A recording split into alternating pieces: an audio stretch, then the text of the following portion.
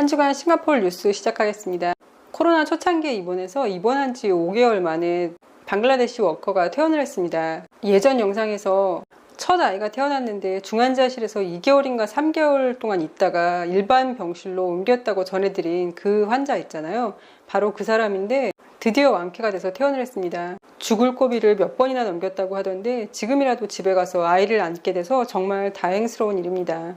싱가포르에서 지역 감염 사례가 늘고 있지만 사람들이 비치에 가는 걸 멈추지 않는다라는 기사도 있었어요. 강제 법적 조항이 있지 않는 한 사회적 거리두기를 강력하게 지킨다는 것이 사실 쉽지 않은 일인 것 같습니다. 예전에 스페인 독감에 대해서 찾아봤었는데요. 스페인 독감도 지금이랑 똑같더라고요.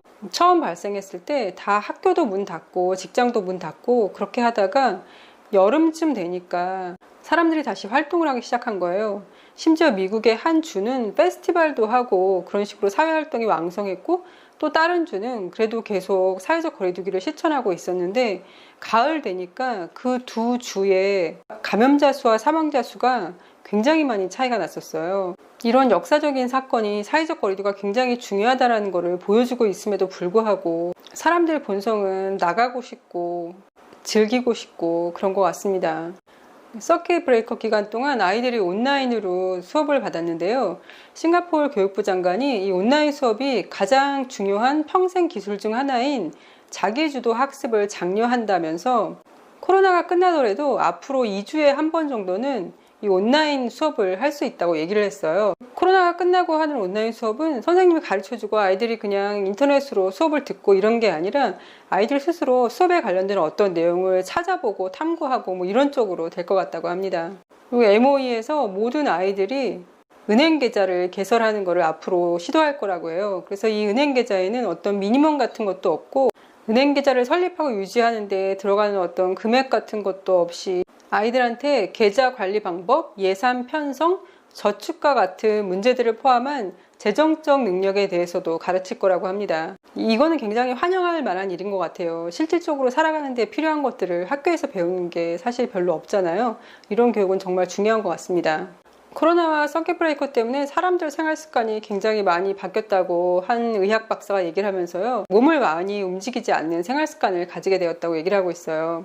그래서 이러한 행동은 건강상의 위험을 수반하며 비만, 고혈압, 제2의 당뇨병과 심장병을 유발한다고 하고요. 신체적으로 많이 활동하지 않을수록 불안과 우울증이 더 커진다고 합니다. 규칙적인 신체 운동을 하고 배달을 시켜 먹는 것보다 건강한 식사를 준비해서 먹을 것을 조언하고 있고요. 사람들이 면역체계에 좋으라고 각종 보충제를 복용하는데 보충제 중에는 성분이 겹치거나 비슷해 같은 시기에 함께 복용하면 부작용이 생길 수 있는 보충제들도 있대요. 이런 부작용으로는 비타민과 미네랄의 과다 섭취로 인한 메스꺼움, 위염, 변비 등이 있다고 합니다.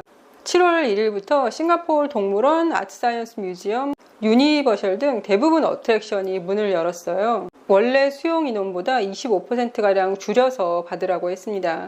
서킷 브레이커가 시작된 이후에 급성 호흡기 질환으로 병원을 찾는 사람들이 80%가 감소를 했었대요. 근데 그 이유가 집에서 근무하면서 어차피 병가를 받아도 별 차이가 없을 거라고 느끼거나 아니면 증상이 너무 마일드해서 스스로 그냥 치료가 되기를 선호하는 사람들이 병원을 찾지 않았을 가능성이 있고요. 그리고 이런 호흡기 질환으로 병원을 찾았다가 코로나 검사를 받게 될까봐 두려워하는 사람들도 있대요. 이렇게 코로나 검사를 받기를 두려워하는 사람들은 두 가지 종류가 있는데 한 가지는 코 속 깊이 면봉을 넣는 거에 대한 두려움을 갖는 사람들이 있고 또 한 가지는 일을 꼭 해야 되는데 코로나에 걸려서 일을 못하게 될까봐 그거를 두려워하는 사람들이 있다고 합니다.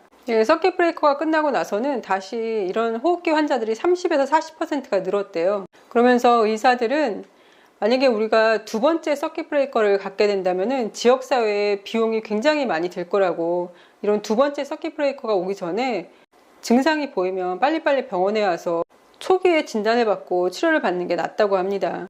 템피니스의 한 HDB에 한 블락에서 9명의 코로나 환자가 나온 거예요. 약간 국민 아파트 같은 데서 한 동에서 9명의 코로나 환자가 나온 거예요. 그래서 그 동에 사는 사람들도 모두 검사를 받게 하고 그 동을 방문했던 사람들도 모두 검사를 받게 한다고 합니다. 7월 13일부터 영화관이나 실내 당구장이나 그런 것도 이제 오픈을 하게 되는데요. 영화관은 한 홀에서 50명까지가 맥시멈으로 들어갈 수 있고요.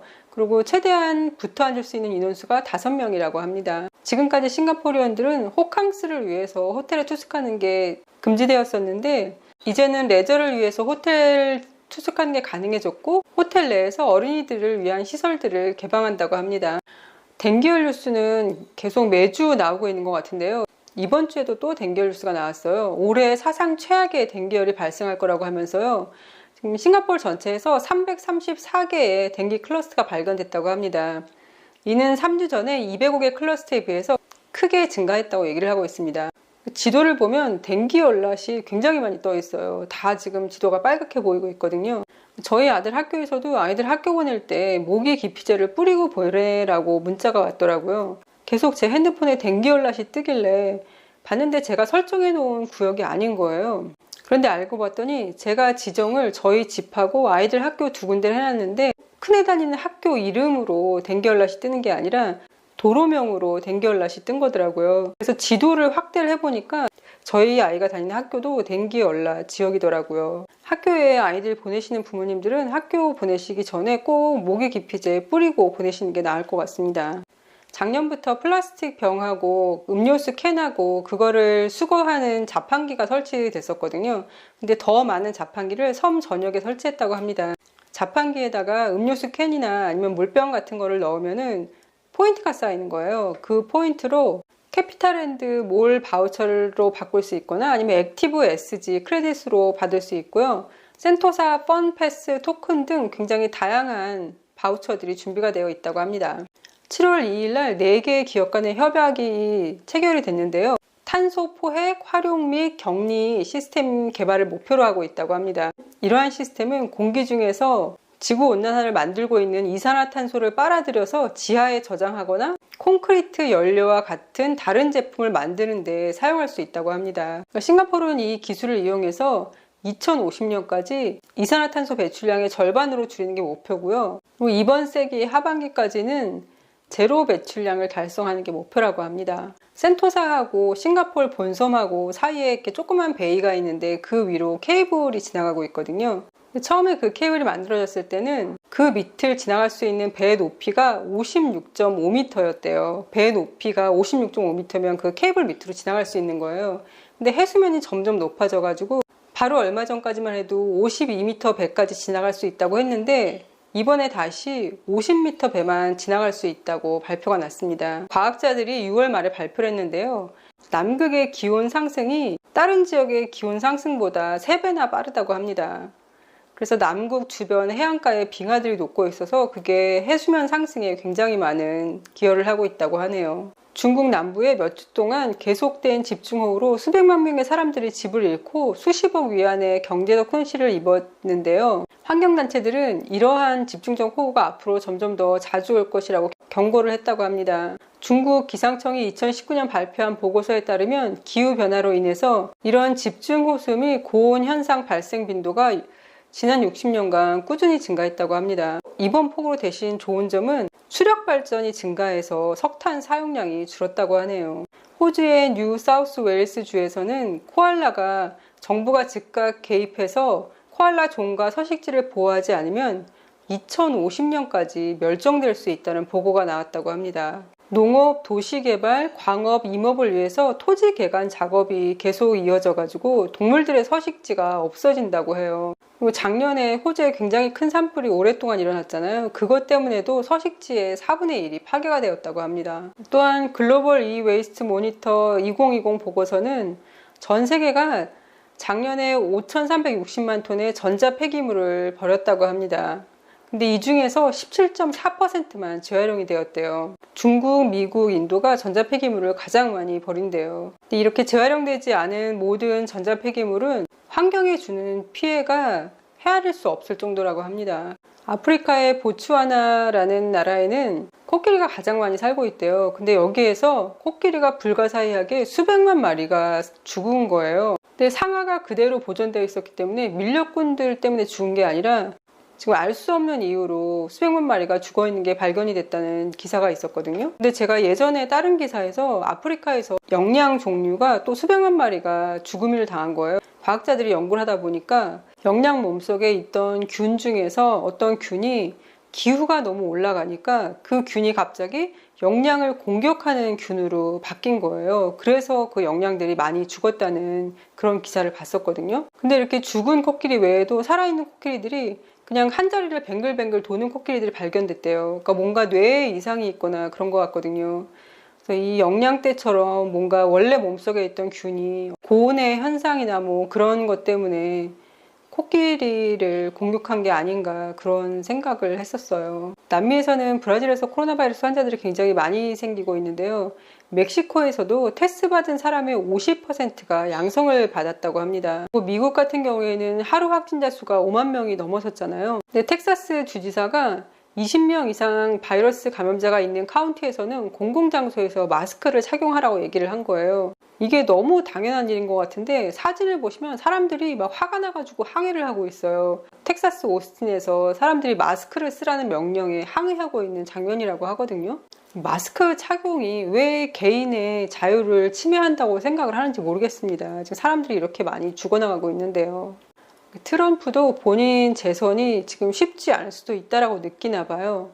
모든 여론조사에서 2주 동안 트럼프 재선 가능성에 굉장히 먹구름이 들여지고 있다라고 여론조사가 보여지고 있다고 합니다. 그래서 트럼프가 트윗에다가 뭘 올리기 시작했냐면 2020년 부정선거라고 올리기 시작했대요. 그래서 사람들은 혹시라도 트럼프가 아슬아슬하게 지면 선거 결과를 받아들이지 않고 부정선거 때문에 이렇게 됐다고 우기지 않을까 또 그런 걱정을 하고 있다고 합니다.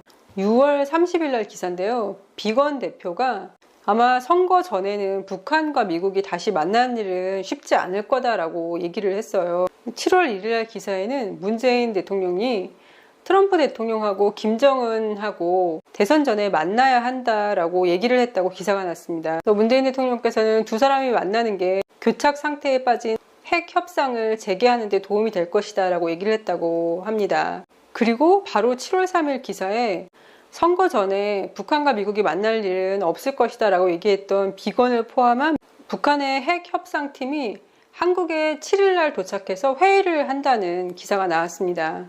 정말 쉽지 않은 일이겠지만 다시 한번 유의미한 만남이 시작되면 참 좋겠습니다. 우리나라 안보팀이 전부 바뀐 것에 대한 기사도 나왔어요. 저도 박지원 씨가 국정원장이 됐다고 해가지고 깜짝 놀랐는데요. 딱히 좋아하는 분은 아닌데 본인이 남북 평화에 대한 마침표를 찍는데 기인했다라는 마음으로 열심히 해주시면 좋겠습니다. 영화 살인의 추억의 범인이 이춘재 씨라고 밝혀졌잖아요. 그래서 이것 때문에 경찰이 사과했다는 기사가 있었어요. 다른 무고한 사람이 20여 년이나 복역을 했다고 하고 그리고 적어도 4명이 용의자로 조사를 받는 과정에서 스스로 목숨을 끊었다고 합니다. 이재용 구속심사에 대한 기사도 나왔는데요. 이재용 구속심사를 한 사람들이 교수, 학교 교사 2명의 불교 승려분이셨대요. 기사 제목이 어떻게 선생님들, 승려들이 삼성 후계자의 운명에 중추적인 역할을 할 수 있을까예요. 한국 연예계 뉴스도 많이 나왔는데요.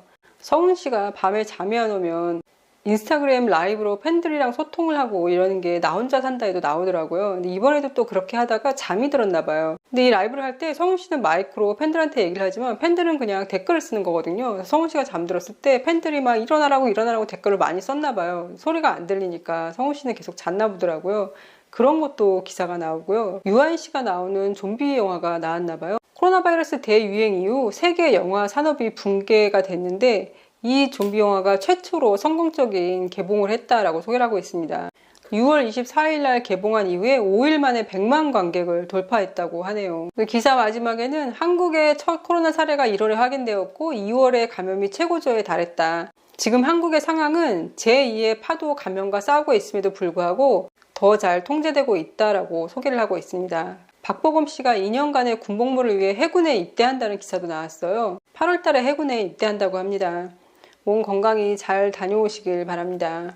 봉준호 감독 통역을 해줬던 최성재 씨가 한국의 국가 이미지 제고에 기여한 공로로 7월 1일 날 외교상을 받았다고 하네요. 미국인들 사이에서도 2가지 번역을 굉장히 높이 평가하고 있는데요. 그 중에 하나가 자막의 1인치 장벽을 넘어서면 놀라운 영화들이 더 많이 소개될 것이다. 이거를 굉장히 번역을 잘했다고 하고요. 그리고 또 하나가 투나잇쇼에 출연해가지고 지미 펠런이 영화 설명을 봉 감독한테 부탁했는데 봉준호 감독이 영화에 대해서 잘 모르고 영화를 보는 게 제일 좋으니까 여기서는 가능한 한 적게 말하고 싶다 이렇게 얘기를 했대요. 근데 그 번역을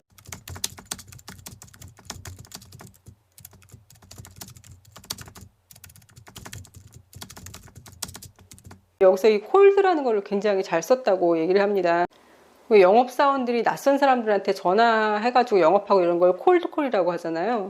이 콜드가 사전 정보나 준비 없는 거를 콜드라고 한대요. 그래서 이 단어를 굉장히 적절하게 잘 썼다고, 굉장히 훌륭한 번역이었다고 칭찬을 한다고 하네요. 다음 주 뉴스 전달해 드릴 때는 더 좋은 소식의 뉴스들이 많기를 한번 바라봅니다. 그럼 오늘도 건강하세요.